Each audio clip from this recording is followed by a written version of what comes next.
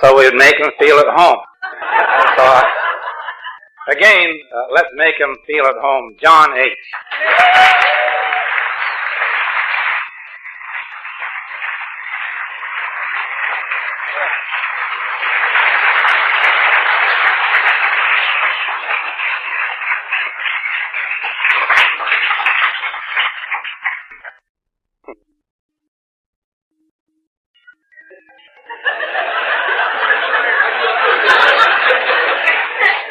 Your show, Bobby. Hi, everybody. My name's Johnny, and I'm an alcoholic. God, I'm glad to be here tonight, and I'm glad to be sober. Just to be sober. And if you're new in Alcoholics Anonymous tonight, I hope that word doesn't offend you as bad as it offended me when I attended my first meeting of Alcoholics Anonymous. When I said in my first meeting of Alcoholics Anonymous on the 4th day of November 1959, and you talked to me about being sober, I didn't think Alcoholics Anonymous had anything to offer me. And the reason I didn't think that is because I was as physically sober when I came to my first meeting of Alcoholics Anonymous as I am tonight. As physically sober. But that had always seemed to be my problem. If I could have stayed loaded forever, I'd have never came to Alcoholics Anonymous. But I kept getting interrupted out there on my happy road of destiny by people in those little black and white cars with flashing red lights. You know, I get a kick out of things today. They have a whole bunch of new slogans and things that they're passing around, and one of the big deals in my part of the world is intervention. I want you people to know that the Los Angeles County Sheriff knew about intervention in 1939. Ain't nothing new about that for alcoholics. But I'm glad. I have a whole new different idea because I've been sober from my first meeting of Alcoholics Anonymous without any type of mood-altering chemicals in my system. From my first meeting of Alcoholics Anonymous to this one. And I think about being sober a lot. All the time I think about being sober. Sobriety is never very far from my consciousness.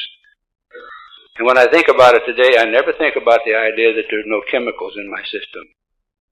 When I think about being sober, I think about the way I live. See, I lived a certain way for a long period of time, and for a long period of time I couldn't stay sober. Just by the way I lived. It's necessary for me to get loaded because of the way I've lived. I have been sober equally that much because I don't live that way anymore. Now, I'm really glad to be here. See, I think it's a privilege to be here to help those two monkeys celebrate their anniversary. I've been picking on them for 24 hours. But you see, I figured it's a privilege to be anywhere in an AA meeting. I've always figured it's some type of a privilege for me to be allowed to come in and sit down near you good people. I never have been able to get it through my head that I have a right to be here because I don't drink anymore. I just don't. I pray to God that I always remember that it's a privilege for me to come here and be allowed to sit in these rooms, let alone do anything. It's an extreme privilege when I'm asked to do anything, you know, to help share a couple of birthdays for a couple of guys that I love and have loved for a long time. I'm extremely pleased to be here fully clothed and in my right mind. And I only tell you that because a little over 32 years ago tonight, I crawled around on my knees in a cell in solitary confinement at a maximum security penitentiary barking at the moon. Because of a loving God has expressed himself through this program called Alcoholics Anonymous. It's no longer necessary for me to crawl around on my knees like an animal. You know, if I got nothing else out of this deal at all, I could live with that all the way home. It makes me feel good. I'd like to be able to stand here tonight and tell you, or anywhere else anybody would listen to me for 3 seconds and say to them, without any doubt in my mind, that's where alcohol and drugs took me to. Oh, I'd love to be able to tell you that. But you see, that's where I took me to.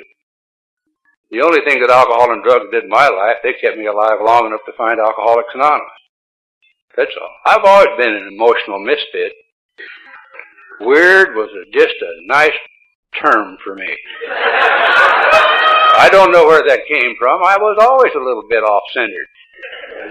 I don't know whether I've always been restless and irritable and discontent. I've always been angry and hostile and bitter and hateful. I've always been like that. I don't know where it came from. It just seemed to come natural. I never liked drunks.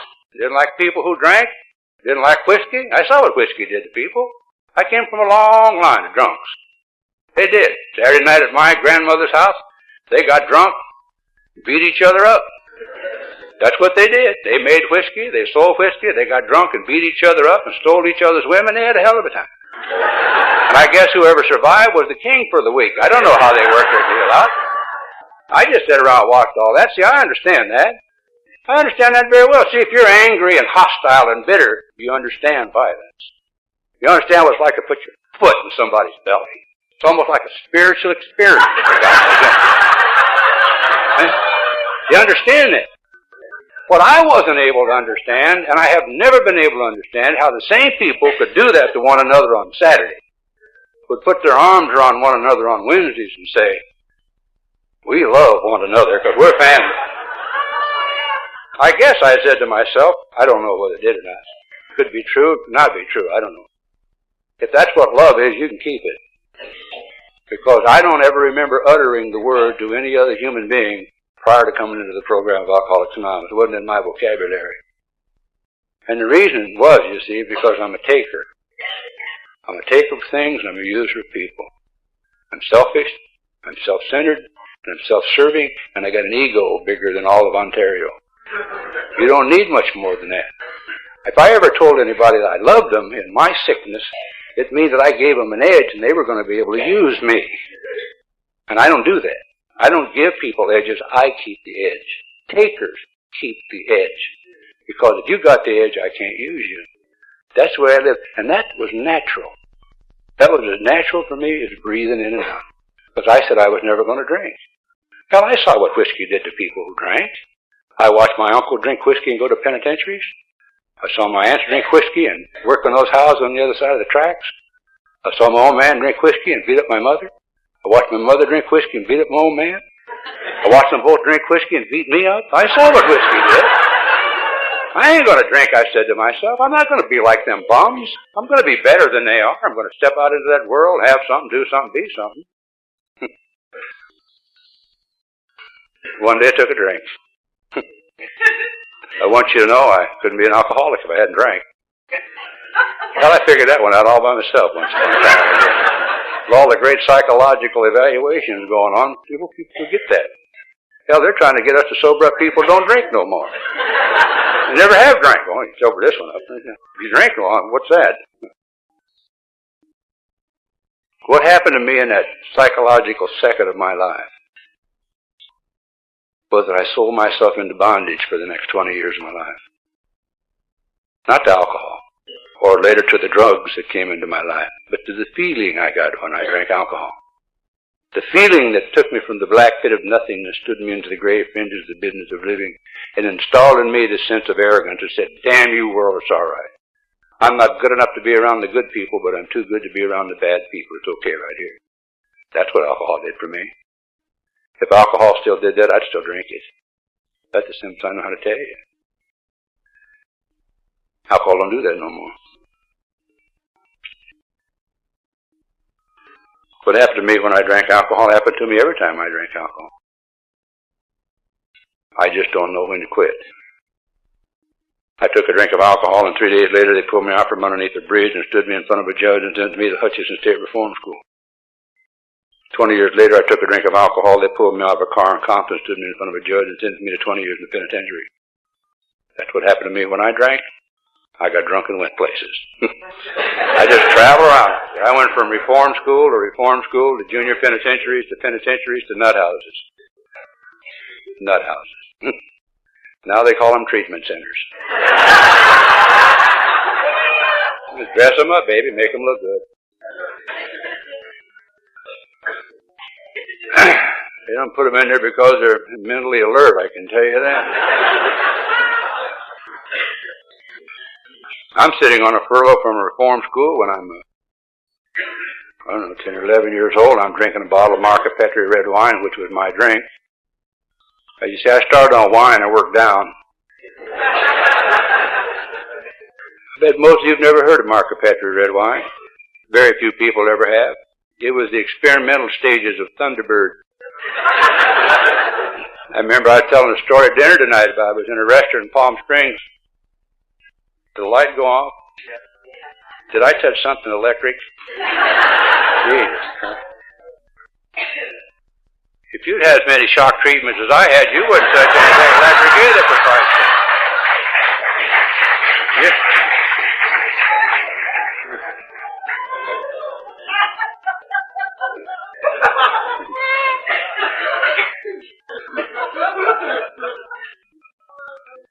We were down at a restaurant in Palm Springs here a while back, and it's one of the fancy restaurants, you know, where they got these guys running around in their tuxedos, keys hanging, the wine stewards got them things hanging around their neck.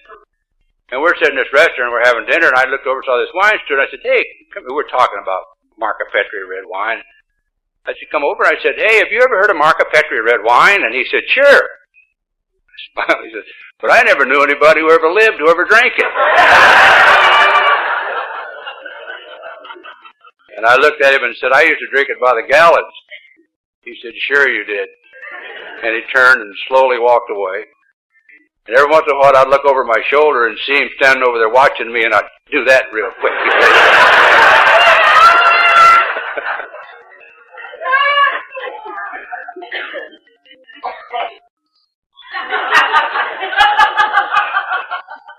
Anyhow, I'm sitting on this street corner and I'm drinking a bottle of Marca Petri red wine, which is my drink, and it's not working.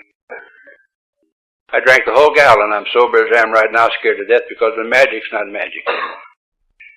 I don't know what to do about that. I'm scared to death. And a guy tapped me on the shoulder and said, why don't you try these? And he gave me some pills. I don't remember saying to him, what are those? Will they bother me if I take them?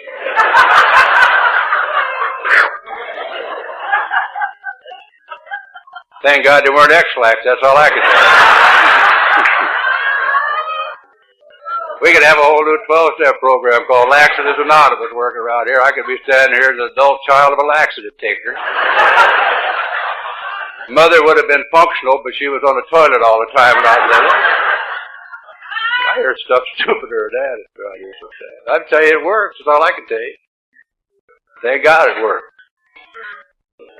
Sitting on that same street corner a couple of years later on a perla from another reform school, I'm eating pills and drinking wine, nothing working, and the guy stuck a needle in my arm. And for the next 14 years of my life, I stuck needles in my arm and ran in and out of institutions. That's what I do. I live out there in the streets, and I do what people like me who live in the streets. I rip, and I roar, and I run, and I tear up, and I destroy, and I use, and I abuse, and I take and destroy. That's what I do. And then they capture me and I go off and rest for a little while. They're trying to hit me. Well, I want you to know that I was the star second baseman for the San Quentin Pirates for 2 years running. I played shortstop for the Folsom Outlaws.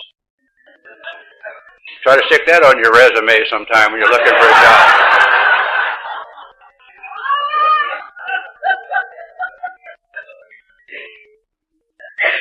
But see, I wandered through life. My entire life prior to coming into Alcoholics Anonymous without any conscious thought or conscious concern for any other human being who lived upon the face of this earth except for me. I never had any thoughts about anybody else. I never was concerned about how they felt. I was only concerned about how I felt. What was happening to me. Except for one thing. I had a baby brother that I loved, and I guess that's why I loved Wayne Bobby so much. I had a baby brother that I loved that was 3 years younger than I was. And I loved it. I guess if I was capable of loving anything, I loved him. Maybe I cared about him. Maybe it was a figment of my own sick ego. I don't know. But anyhow, there was some concern there. In 1951, on my way to the penitentiary, I stood in the old Los Angeles County Jail, and my mother screamed at me through the visiting screen that I was a murderer. It seemed that my 17-year-old brother got into some of my poison and took an overdose of it and died. I know how to handle it very well. I got mad at it. I stood handcuffed between two detectives 3 days later out by a grave while they buried him. I got all the guilt and shame and humiliation and degradation of a lifetime hanging around my shoulders, and I want to cry, and I don't know how. I never will forget the look they had, though. They had that look. Look what you've done now, scum. You've killed our baby. I'm going to tell you, it went downhill from there. I spent the next 4.5 years of my life in the penitentiary. I came out of that penitentiary trying to prove what a psychiatrist in San Quentin told me wasn't true. He said, Johnny, people like you don't change. You're going to die down here. And he took me out and showed me a little green room. Sure, people like I said, not me. You don't understand, doctor. My case is different. I'm different. Theme song of the alcoholic. I'm different. I want to tell you, it saved my life then. It'd kill me today. The sad part about that, the people in this room who are going to die drunk are going to die drunk with that idea in their head. I may be one of them, I don't know. The people in this room or in any room or any place in alcoholic, the alcoholic who dies today from this terrible disease dies with that thought in his head. My case is different. I don't have to do that nonsense. I come off now that institution bound determined I had that deal beat. And 6 months later, I'm laying in a nut house kicking and screaming. And that's when I made my rounds to some of the better laughing academies in the country, interviewing psychiatrists. I used to talk to them. Man, I sit there with my wraparound overcoat and I talk to them. We sit there, they talk to me about my mother, and I talk to them about their mother. That's when they introduced me to a thing called better living through electricity.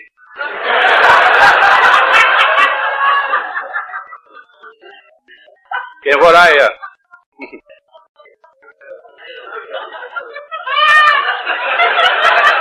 have a slight glow about you, honey, I'll tell you that. And what I hope and pray to God is my last interview with one of them head jockeys was in a federal government hospital in Fort Worth, Texas, a little over 33 years ago. I remember being shuffled in and sit down at this man's desk. I remember sitting across from his desk. I remember looking up against his wall and looking at his degrees and his plaques and his diplomas. And I was under the impression he knew something because he'd been somewhere. Nobody had ever had the answer for me. And he looked at me that day and he said, Johnny, if you didn't drink these things and swallow these things and smoke these things and shoot these things, you wouldn't have any problems. When I was a kid in Hutchinson State Reform School, my counselor told me if I didn't drink, I wouldn't have any problems. When I was in juvenile hall in Los Angeles, my counselor told me if I didn't drink, I wouldn't have any problems. When I was in Whittier State Reform School in Los Angeles, my counselor told me if I didn't drink these things and swallow these things and smoke these things and shoot these things, I wouldn't have any problems. When I was in the Preston School for Boys, my counselor told me that. When I was in San Quentin State Prison, they told me that. When I was in the Folsom State Prison, they told me that. And at long last, I'm making these nut houses, and every time I sit down across the desk from one of these well-learned, well-meaning people, they said to me, Johnny, if you didn't drink these things and swallow these things and smoke these things and shoot these things, you wouldn't have any problems. And what none of them ever took into consideration. And they still don't take it into consideration. Every time they told me that, I was as physically sober as I am right now. As physically sober. And I looked at him and said, you just don't understand. You just don't understand. Good God, you just don't understand. Make it 1950 again and I won't do this anymore. Bring my baby brother back and put me down there, it's okay. They didn't say that. They just said, don't do it. So a little over 32 years ago, they tied me down in the bed in the Los Angeles County Jail more dead than alive with 128 pounds, and I was yellow, and it was the doctor standing at the foot of my bed telling me I was going to die. His words to me were, son, you're going to die, and there's nothing we can do for you. I said, okay. All day passed, and all night passed. He come dancing back out of my room the next morning. He looked at me, and he said, son, you're going to die, and there's nothing we can do for you. And I said, okay. All day passed and all night passed. He come dancing back into my room the next morning, and I had a terror grip me that I've never known before or since. The idea came to me I was going to live and not die. I was going to get up out of that bed, go to the penitentiary, and come back out and start that rat race all over again. I didn't want to do that. I'm tired. So I laid in that bed for 18 days and 18 nights. I didn't eat, sleep, drink, or do anything. I just laid there. And one night, because I knew nothing better to do, I screamed out the only prayer I'd ever said in my life. I said, oh, God, help me. I thought for a long, long time nothing had happened. There was no blinding flashes of light, Nobody come running down the hall with a dozen donuts saying, we got an A meeting down there. I didn't get up and wander off into the tulip somewhere. I just went to sleep for a little while. I don't know how many have ever kicked a 2-year heroin habit, but that's what I was doing. That's the first time I'd been asleep in a long time. Tell you how sick I was. 2 short weeks later, I'm up running around the jail looking for some more of the poison to put me back on the bed I just gotten off of. You know why?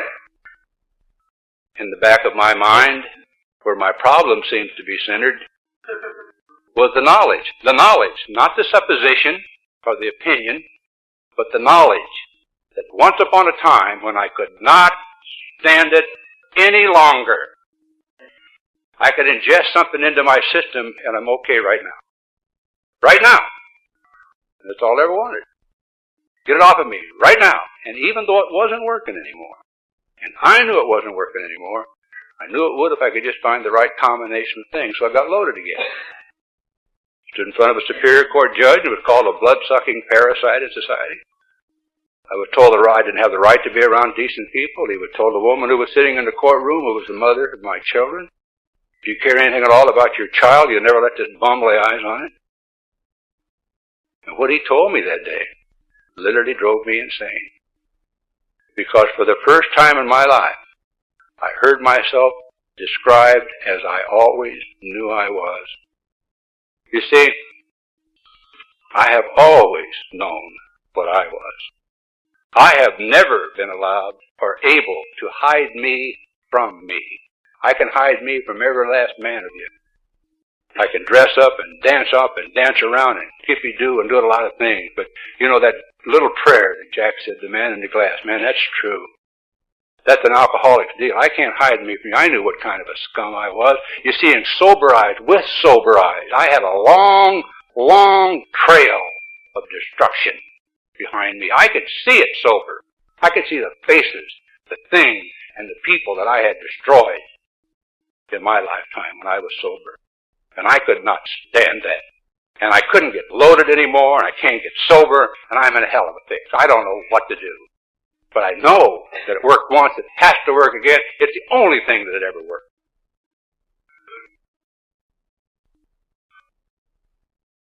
And when that man told me that day, it literally drove me insane because I spent the next 9 months of my life drifting in and out of total insanity in a cell, crawling around barking at the moon. And that was the shape that I came to you in on the 4th day of November on a Sunday morning in 1959. That's what came to you. That thing. Not a human, not an animal, a thing. Without feeling, without caring, full of hate and bitterness, animosity. I really believe that I came to my first meeting of Alcoholics Anonymous looking for another group of people to hate. I'd run out of things to hate. There was nobody coming to see me anymore. There was nobody sending me penny postcards. There was no mother sending nothing. They'd all come. I'd done used them all up. They were through. I came to my first meeting of Alcoholics Anonymous not to get sober. It was because they let women come into that penitentiary. I came to my first meeting of Alcoholics Anonymous over 30 years ago to smell perfume. I've been honking and sniffing around her ever since. Be careful what gets us sickos in here, I'll tell you that. I moved in and sit down in the back row in what I lovingly like to call my throne of contempt. I had my coat collar up and my shades on because I was cool. If I'd have been any cooler when I got here, I'd have froze to death, for God's sake. Remember looking up on the backboard, I saw 2 big A's, and I thought to myself, my God, I wanted into an anti-aircraft brigade. I didn't know what Alcoholics Anonymous was. I said to this clown sitting next to me, what is this? He said, it's Alcoholics Anonymous. I sunk down in my seat. Gangsters weren't supposed to be hanging out with them winos. There had been Gangsters Anonymous, or Over-Hip Anonymous, or Dope Fiends Anonymous. Oh, isn't that macho? Kind of makes addicts seem candy-ass, don't it? Dope Fiends. Be bad, act bad, talk bad, smell bad, get it on bad. Ah! I thought, well, I'll wait for these women to get up and tell their racy stories. Hey, you got to remember that when I came to Alcoholics Anonymous, there wasn't very many young, pretty girls in Alcoholics Anonymous. There just wasn't. These old gals got up to talk that day, and they said they drank for a long time. Hell, you could look at them and know they'd been somewhere for a long time. It's simple. They said, I used to drink. I said, I'll bet you did. Bad stuff. You can tell. I mean, you know. I knew everything. I didn't know how to stay sober, but I knew everything. I didn't know how to live out there, but I knew everything. I knew what was right, what was wrong, who was bad, who was good. I knew everything. Didn't know nothing. I knew so damn much I didn't know nothing. Had so much useless information run around my head it almost destroyed me. These people talked about God in Alcoholics Anonymous that day. I left. God was the reason I was. It was not my fault. God's fault. I hear that in AA all the time. You know that? Really. I really do. People say things like, I guess if God wants me to have a job, he'll shoot it down here to the club. Deal. Next time you get hungry, lock yourself up in a closet and pray for a hot dog. If God squirts you one through the keyhole, you call me. Man, I'll ride a bicycle to where you're at, I'll tell you. I've been looking for a deal like that all my life. I'll tell you what I've learned about God since I've been here, not very much. I've learned a very simple thing. I've learned that God won't do anything for me that I can do for myself. Nothing. There's only been one single thing in my entire life I have never been able to do. Only one thing.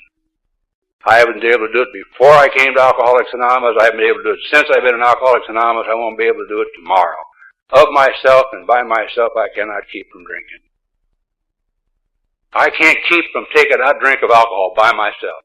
Now yet, for over 30 years of my life, I haven't taken a drink of alcohol, any mood-changing, mood-altering chemicals, haven't been smoked any of that little non-habit-forming weed, stuck any needle in my arm. I haven't done any of that thing. I've been sober since then. Physically sober. And if you're doing any of those stuff, you ain't physically sober.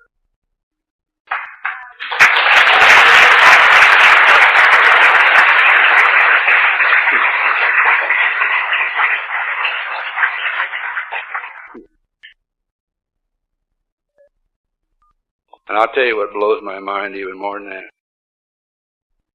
From the first time I saw you to this instant, I haven't had a conscious thought or a conscious desire to put any of that stuff in my system. Now that doesn't make me wonderful. That makes me a very sick man. My God seems to understand that I cannot harbor a thought in my sick head for over 30 seconds without putting it into action. My God seemed to understand that. I came back to your meetings of Alcoholics Anonymous because I'd seen the miracle, I'd seen the people. The people are the miracle. There's something you got to realize. You got to realize that I am not a miracle, but there's something miraculously happening in this room tonight. There is a power here. I feel it in every meeting of Alcoholics Anonymous. I felt it in my first meeting of Alcoholics Anonymous, didn't know what it was. That was the magnet that brought me back to my second meeting. It's a magnet that brought me back to my third meeting and my fourth meeting until that day I stood in that meeting of Alcoholics Anonymous in the back row, no different, no attitude change, no nothing changed, and the guy got up at the podium very much like this with 23 years under his belt and said, a guy that I knew did 23 years in the penitentiary, stood at a podium like this very simply and told me I didn't have to live that way anymore if I didn't want to. He said, you don't have to do it like this no more. This is the day you go. After the meeting, I went up to him and said, how did you learn how to live? He told me about that book called Alcoholics Anonymous, that book. He says, if you go get that book, I'll go home and pray that you find some part of you in it. I guess he's prayed real hard, that little fella. I've been a student of that book from that day to this day. And the only thing I've ever found in that book is me. I'm not looking for a way to sober up the world or cure all of society's ills. I'm looking for a way to live peacefully and comfortably and joyously with me and the loving God that made me. I'll tell you about the strange phenomena that takes place in my life. I don't know about anybody else's life. I don't live inside of anybody else's skin. I can only tell you that for me, it seems like the closer I adhere to the principles that are written in that book, and the more willing I become to share that knowledge in this fellowship, just for the sheer joy of doing it, the more peaceful, and the more comfortable, and the more joyous I live with me and the loving God that made me. Now, I had a lot of trouble when I came to Alcoholics Anonymous. I was an alcoholic. You will have a few problems if you come to Alcoholics Anonymous and you're not an alcoholic. I didn't know what an alcoholic was, but that's nothing new. Most of the people who come here don't know what an alcoholic is. They think an alcoholic is somebody who drinks. Not necessarily. Everybody who drinks is not an alcoholic. And everybody who drinks. My dad drank until he was 89. He was just probably a drunk. The difference between a drunk and an alcoholic. Drunks don't have to go to meetings.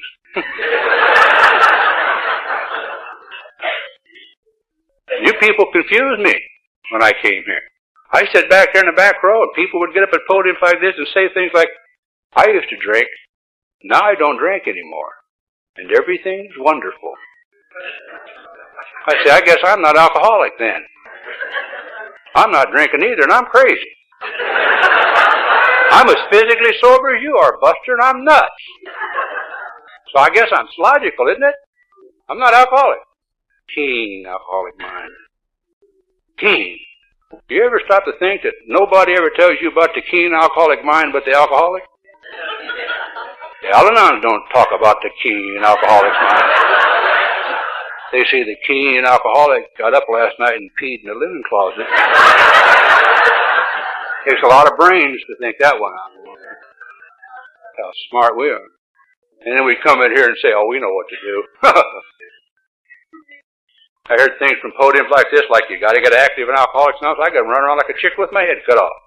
I picked up ashtrays, poured coffee, smiled at people. Hi there. How you newcomers doing? It's just, newcomers come walking through that door, and God will grab you by the hand and stretch you there, put you in the rocking room. Oh, God, it's wonderful. Went back and set an inventory point and died, for Christ's sake. I'm doing everything they're doing, and I'm nuts. Nothing's happening to me.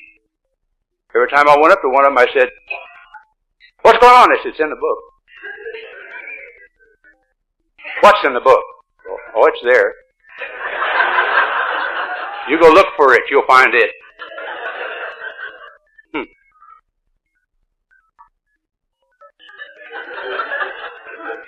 You want me to tell you what it is? So you won't have to go through that.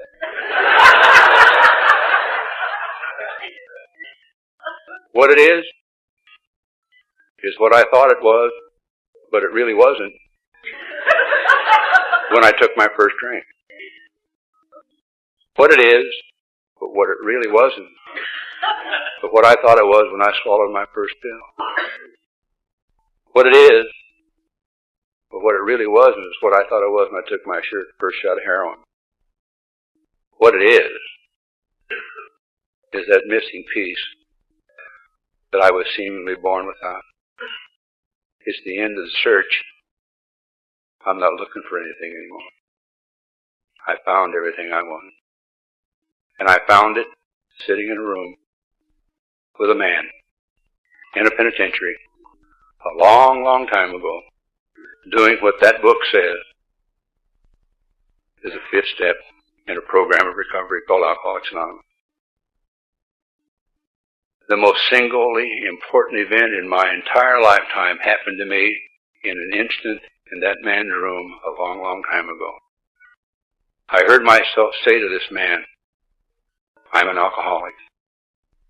And from way down deep in the depths of my very being, there came a freedom out of me that I carry with me to this very instant. As I stand here before you tonight, I know exactly what's wrong with me. I suffer from a disease called alcoholism. I'm an alcoholic. I'm not an alcoholic and anything. When I was an alcoholic and something, I couldn't have your program. I separated me from you. I was different from you. I didn't have to do what you did. And so I was lost and lonely and apart from and different. When I became an alcoholic just like you, no better, no worse, then I had to do what you have to do. If you got to do these things, so do I. And I come to understand then in my entire lifetime and the centuries before that, the only answer to the alcoholic that the alcoholic has ever had confined within the first 164 pages of this book called Alcoholics Anonymous. Do you know that that book had been in publication for a little over 50 years now? And that book is responsible for changing more lives than all the combined therapy in the history of the world. And if you don't believe that, you think about that. And that you'll have people who think that it's outdated. Same answer in 1935, same answer in 1990. There's only one answer for the alcoholic. Surrender. That's the only, you gotta surrender to win. The only answer in the history of time for the alcoholic has been a complete spiritual experience or a spiritual awakening. And I think it's fascinating to understand that in the 12th step of our program of recovery, it says having had spiritual awakening as a result of these steps. And yet I've come to understand you can't have a spiritual awakening as a result of steps you ain't taken. I know that's a little deep, but try to hang on to it. It's as heavy as I seem to get. When I came to Alcoholics Anonymous, my vocabulary consisted of about 4 four-letter words, and after I was into a program of recovery, people tried to help me. My vocabulary consisted of 4 four-letter words. Mother ran all around in there somewhere. It was a trigger that made it all go. And people set me down in a room and told me things like cussing was a crutch for conversational cripples. They word by word, sentence by sentence, paragraph by paragraph, fed me the English language. They stood my wrath when they corrected me. They didn't put up with my nonsense. They didn't say, oh, no, he's sick. Don't injure him, he's sensitive. We seem to think they're more sensitive today. I was telling people last night, the other day I went to a meeting. I don't know where it was. I was going to this meeting. I walked into the meeting, and you always got a couple of hot shots who know everything, standing at the doorway. Oh, it's you. Yes, me. No, I looked around and see who they were talking about. Thought maybe it was somebody else. You going to talk about God tonight? And I said, sure I am. Probably. What? Oh, you should do that, Johnny. Why not? Oh, we said we have newcomers here tonight. If you talk about God, you may run them out of AA. Let me tell you newcomers something.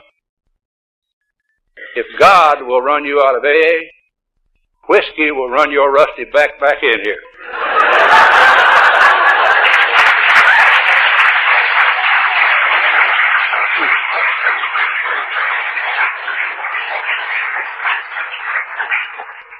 Isn't this a cute little picture?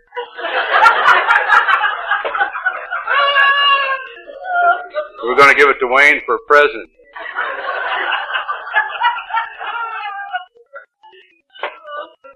You know, I came out of that penitentiary on June the 4th, 1961. I came out to a world I didn't know anything about. Didn't know anything about that world. I had spent one day in that world outside that penitentiary since I was 7 or 8 years old without something in my system. I went home to see my mother. She fell off steps, blind drunk. I picked her up and put her on a couch and said, Mom, I'm going to an AA meeting. She said, fine, I think you should. I'd like to report to you that my mother's sober, but my mother's not sober. My mother doesn't stay sober. My mother gets drunk with regularity, and she comes to meetings when she ain't drinking. She's like a lot of people I sponsor. Can't seem to get the hang of this thing. Actually, if you don't drink between meetings, it works better. Oh. I learned a great lesson from my mother. I learned I don't have the power to get anybody sober. I don't have the power to get them drunk. If I had the power to get anybody sober, I wouldn't be here tonight. I'd be over at my mother's house. My mother needs to get sober. She's 85. But she's not an alcoholic. She says so. She just drinks whiskey out of a pint bottle. Alcoholics drink it out of quart bottles. She's having a little trouble because her doctor's helping her now with a little not habit-forming Valiums. Mom's really getting strange, I'll tell you that. God love her. You know, my mother's one of God's children, too. She'll either get sober or she'll go nuts or die. I don't even know whether my mother's an alcoholic or not. I know what I know if my mother's an alcoholic or not. My mother may not have an allergy to alcohol. You know why I'm an alcoholic? I have an allergy to alcohol. I have an abnormal reaction to alcohol. I didn't understand that. When I came into Alcoholics Anonymous, my sponsor told me that. He said, we have an allergy of the body cup. I said, what do you mean, allergy of the body? What do you mean? Obsessions of the mind. What do you mean? I don't know. What do you mean by that? He said, you know what it's like if people have allergies, they eat strawberries, they break out in rashes? And I said, yeah.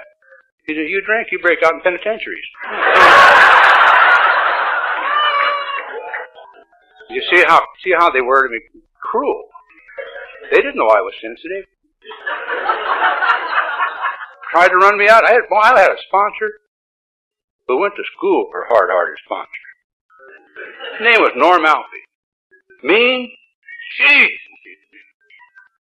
You know what he told me? My wife came back and got this little girl and got her. You know what my sponsor told me? He told me to go to work. I said, what do you mean by that? He said, work. W-O-R. I wanted a position. I didn't know how to do anything, but I was good at that. I thought somebody ought to give me a position because I don't drink anymore. He took me down and got me a job in the oil fields. I showed up there to go to work one day, and the guy asked me a dumb question. He said, what's your Social Security card number? I said, what? He said, so do you have a Social Security card, kid? And I said, no. He said, how old are you? I said, I'm 30. He said, you don't have a Social Security card? I said, no. He said, why? I said, never needed one. He said, where have you been all these years? I said, you wouldn't understand if I told you. You know what he did? He took me down, got me a Social Security card, and put me to work. I couldn't go snivel to my sponsor and say, they're not hiring ex-convicts. I'll go down to the club. I want to hang out at the club. Talk AA. I don't know how anybody who don't work can talk AA. Ain't got nothing to do with AA. AA is working. We got a tradition that says we're self-supporting through our own contribution. I mean, that's a little deep. I understand that. For a lot of folks.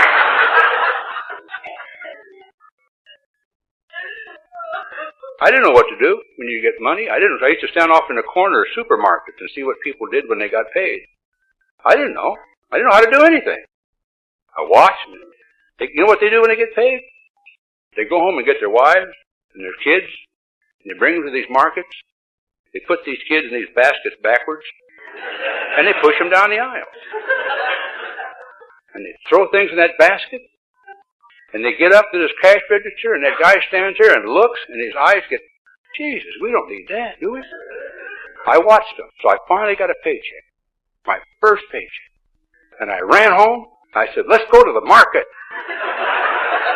She says, we don't need anything. I said, we're going to the market anyhow. She said, why? And I said, that's what they do when they get paid. She said, who? And I said, them. Have you ever tried to explain them to them? If somebody comes up to you tonight and wants to know who them they is I'm talking about are, you send them to Al-Anon. They are they. I guess I had one of them spiritual look in my eyes like most newcomers get, like, we're going to the market, you bitch, or I'm going to kill you. You get looks, wonderful looks. Every wife has seen that look in the eyes of their loving husbands. We went to the market, went through that cultural shock, came back, went to get some money to get a haircut, and somebody stole her purse. You want to hear somebody scream? Listen to the thief when they get stolen from. Well, I ran it and raved. I'll tell you, if I could have found that guy, you'd have another talker here tonight. I'd be up there in Folsom telling you AA don't work. I got all running around and wild and crazy, and she finally looked at me and she says, you all through? And I said, yes. She poured me a cup of coffee. She says, now you know how it feels. See how cruel they were to me? Just cruel. So I went to work, saved up some money, and I have to ride my little girl's bicycle right through my old neighborhood by my old partners to go to an AA meeting. Now you got to understand, my little girl's bicycle had a big wheel in the back, a little wheel in the front, and a little basket with flowers on the front of it.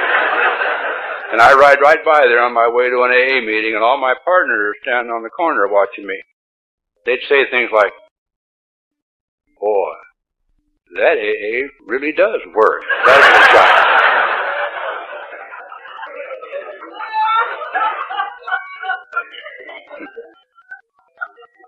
Finally saved up enough money to buy me a car.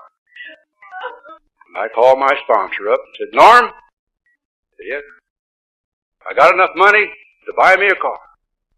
I'm going to go out and buy me a car.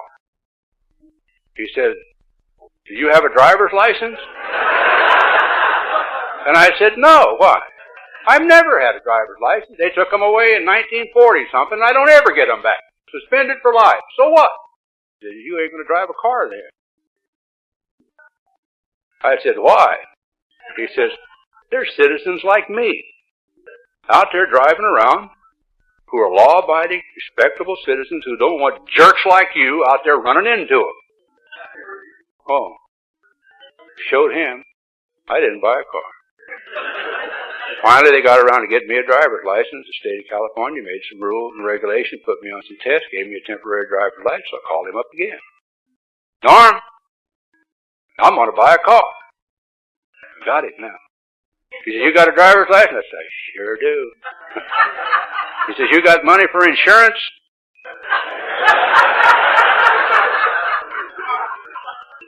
No, I haven't. So what? You can't get a car.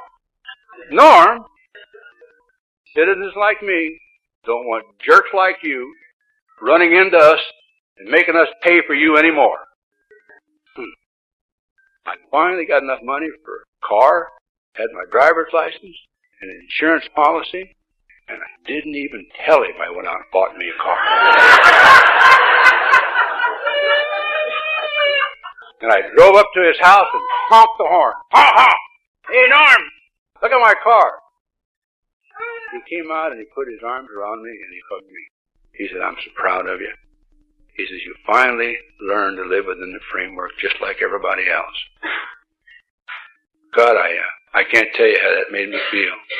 My sponsor was proud of me.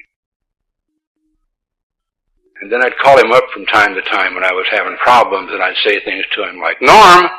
He said, yes. I'd say, my program ain't working. He'd say, try ours.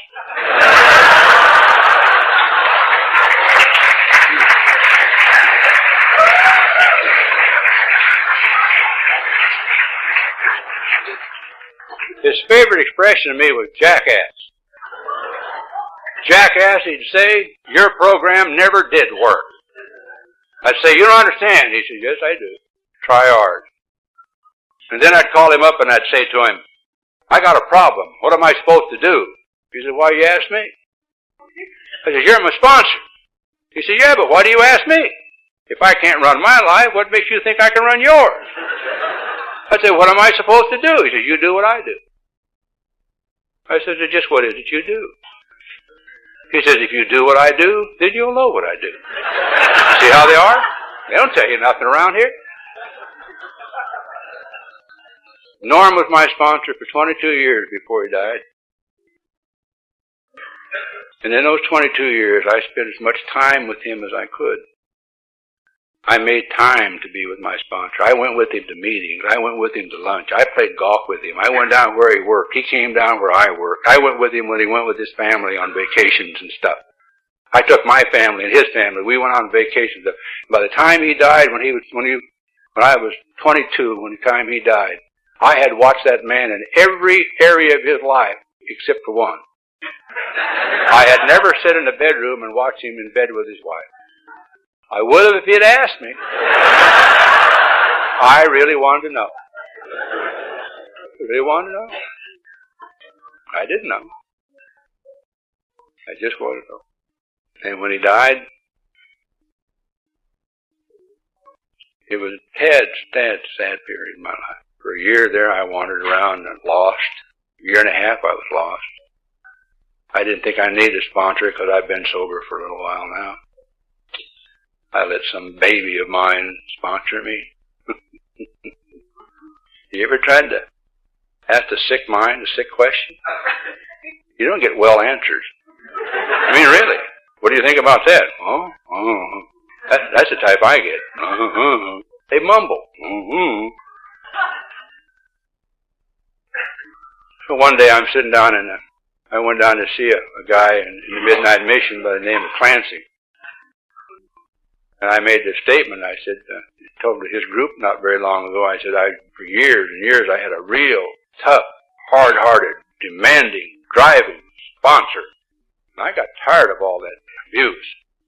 And so I thought I'd lighten up a little bit. And for the last 6 years, I've had Clancy be my sponsor. Give me one of them pussy cats to help me through life. But life has been pretty good for me. I can stand here before you tonight and really tell you that I really don't know anybody I change places with. I haven't been wanting to be anybody else all day. You know what a fantastic statement that is for a guy like me? All my life, I always wanted to be somebody else, somewhere else, with somebody else, doing something else. I never wanted to be where I was. God, if I learned anything at all, I learned about right now. We live right now. You know, I don't get to stay sober tonight because I've been sober for 30 years. I get to stay sober tonight because I'm willing to come to a meeting of Alcoholics Anonymous tonight. This is the day I stay sober, today. This is the day. This is the only day I got. This is the only time I got. I can't even guarantee I'm going to get back to my room tonight. But you see, I've been sober. And I put a little in today. I gave a little for the hell of giving it, as my old sponsor used to say. My sponsor used to have a lot of fantastic sayings. He'd say things like, "What you are speaks so loud I can't hear a word you say." That's what I was thinking when I was watching Wayne and Bobby. What you are speaks so loud, you don't have to say nothing around here. And that's good, and that's also bad. What you are, people can tell. You can see. I mean, you don't have to. Nobody has to run up and tell you, blah, blah, blah, blah, blah, blah. You know, you can watch him and see. Man is known by his actions. He's not known by his thought processes. The man is judged by his actions. When I'm checking out in this thing called life, and I'm checking in up there wherever you check in, I'll be judged on the actions that I took. That for 30 years of my life I've been able to give a little for the hell of giving it. I discovered the magic in Alcoholics Anonymous. Be relieved from the bondage of self. When I'm concerned about you, more concerned about you than I am about myself, I don't have any problems. I can't tell you that every day I've lived out there has been I've been walking on the sunny side of the street. I'm a human being, man. I can tell you that any problem that I've ever had in the 30 years that I've been sober has been my own selfishness and my own self-centeredness. God's not trying to test me for nothing. I get selfish and self-centered and self-serving. So I get out of sorts and I start dictating to self, money, property, and prestige. I gotta have. And I tell you a little story. It seemed like to me it's like we're all on a little pathway here. It says somewhere in our book in that meeting that I was at last night or today or something, it says, thoroughly followed our path. And it seemed like I've been on a little pathway, walking down the pathway of life, and I come to a little fork in the road. And Norman's standing there, my sponsor's standing there. And I say to him, "Which way do we go, Norm?" And he said, "We go down here." "Why?" "Well, I've been down there." "What's down there?" 30,000-pound gorilla. Sounds like a Mercedes-Benz to me, baby. But you don't seem to understand, Norm. I'm different. You see, I'm not really like you. My case is different. Why don't you go that way? I'll go down here and I'll pick you up over there where the road comes together in my new Mercedes. "Okay, John." Man, I go down there and that gorilla eats me up. Chews me up, spits me out, and throws me on the road. There he is, old skinny-legged Norm standing there. I'm all battered and bruised. He don't say nothing. I say everything. "Norm. Oh, Norm. Man, I'm going to do everything you say from now on, Norm. Man, I ain't going down there no more. That's right. I'm going this way, Norm. No more. You, Norm." And we come to another fork in the road. "Which way do we go, Norm?" "Oh, go down here." "Oh, I'm different, Norm. I'm different." One day I know when it was. God, I came out of one of them deals, man, I think it was a big money deal. I just lost a lot of money or something, and just lost a business or something. And I said to him, "God, Norm, what's the matter with me? Why can't I just look at your scars and believe you and know that ain't right?" He said, "You really want to know the truth?" He said, "Yeah, why?" He said, "One of these days, you're going to be standing at the fork of the road, and one of them dummies is going to come up to you and say, 'Which way do we go, John?' And you're going to have to tell him, 'We go down here.' And he's going to say, 'Why?' You're going to have to tell him, 'I've been down there.'"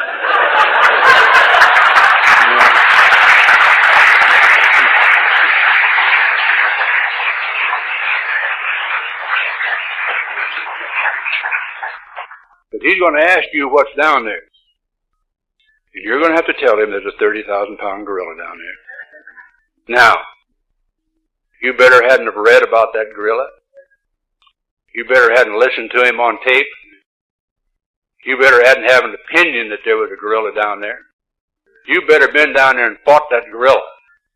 Because if he goes down there and finds a 10-pound chimpanzee, he ain't going to ever believe anything you ever say again. I say, but why?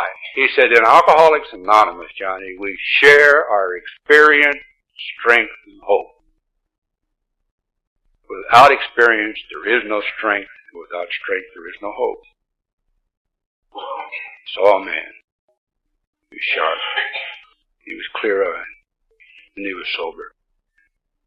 It's a miracle, Alcoholics Anonymous. By example, this man is. Norm taught me to buy the whole thing here. And the people who came before, there was an old man by the name of Chuck that I loved like a father to me. 25 years, he was the only father I've ever known. And you know how you are when you're new, you're always trying to impress the people that you love so much. You know, I don't know where you were, but I used to ride around with this old man, this big Lincoln. He was a charismatic man. He walked in a room, they all went, everybody, there he is. And I danced right behind him, you know. But I was frightened to death of him. Really was. I was frightened to death of him. I didn't. I'd sit over in a car. One night we were coming back from a meeting one day, and we stopped to get something to eat, and he came out of the restaurant, and he reached in the glove compartment and took out some Rolaids. I thought to myself, thank God he's got gas. He's a human being. And one night I was trying to impress him, and I stole something off a literature table. It was wonderful. Ego building, you know, alcoholics are. We like to have things make us look wonderful, godly. So I'm starting to read. I said, can I read you this, Papa? He said, sure. What is it? Why we were chosen. He said, hold it. We ain't chosen. We ain't special. We ain't nothing. We're just God's kids. That's all. If I am, you are. And if you are, I am. He said, Johnny, he makes the rain to fall on the just as well as the unjust. Then I said to him in my smartness, how come I'm sober? How come? I know people who are far better people than I'll ever be who aren't sober tonight. I have a baby daughter that I love who's a far better person than my mother's a far better person than I'll ever be, and she's not sober. Why is that? He says, that's very simple. You've come to understand you're one of God's kids, and you act like it, so therefore he treats you like one of his kids. And he says, if those people who don't know aren't told, and you don't go tell them, they'll never know. And so it's been my primary purpose from that instant to this instant to stay sober and to carry the message to the alcoholic who's still sober. I don't have any other purpose. My answer on the telephone to you will always be the same. If the date's open, it belongs to you. Because I don't have any days. I don't have any Christmases, any Thanksgivings, any 4th of Julys, any children's birthdays, any birthdays. Every day is my birthday. Every day is Christmas. Every day is the 4th of July. Man, I ain't never had it too good. Do you know that a miracle of my life is that every once in a while I'm able to take the way I feel in these meetings out there in them streets and live with it for a period of time. Sometimes weeks I'm able to live with the way I feel sitting with you. That feeling of everything's fine and dandy and God's in his heaven and people are here and I'm surrounded by love. I'm able to take that feeling out there and apply it in my life. And Chuck told me something once very simple. He said to me very simply, Johnny, would it be any more spiritual to practice these principles in an AA meeting or at home? Would it be any more spiritual to practice these principles in an AA meeting or on your job? Is one place any more spiritual as another? Is one meeting any more spiritual than another? Is one group any more spiritual than another? Is one set of principles any more spiritual than another? And I had to answer, no, it isn't. And so therefore, when I get to feeling like I feel tonight, and caught up in this feeling with this great healing power of love that's in Alcoholics Anonymous, I know that I'm going to be able to take this with me back home. And tomorrow night, I go into my home group. They won't care where I've been. They could care less. Been to Toronto, huh? Big deal. I played golf. What did you do? All they're going to be concerned with is I'm sitting in my chair tomorrow night when that meeting starts. All they're going to be concerned with is whether I get to put the chairs away tomorrow night. I'm the co-chairman of the group I founded. How's that for prestige? You know what the co-chairman does? He helps the chairman put the chairs away. His dad's the chairman, 15 years sober. I told his dad when he was 15 years sober, if he did what I did, I told him when he was 1 year sober, if he did what I did, someday he'd be 15 years sober. He told me that the other night in the meeting. He said, well, I've been doing what he does for the last 15 years. I've been 15 years sober, and I still haven't caught up with him. Thank God. If you're new here in Alcoholics Anonymous tonight, or you're sitting in this room, if I had one prayer and one wish of power, one moment of power to install in you, there would be only one thing that I would install in anybody in this room. I would remove from you the idea or the thought that you're different. I would install in you the magnificent idea that you're alcoholic and you suffer from a disease called alcoholism. In Alcoholics Anonymous, we have the answer. That's my prayer for you. That's my thought for you. I would give anything in God's world if everybody in this room would feel that way and think that way. Because then I know they would be sober forever and ever. And I don't know any better way to tell you than the way Norm used to tell me, the way he told thousands and thousands of people. All you got to know is it's a long, long walk from a cell in solitary confinement in a maximum security penitentiary to where I stand tonight. But except for the grace of God, AA, and friends like Wayne and Bobby, I could have missed it all. Thank you.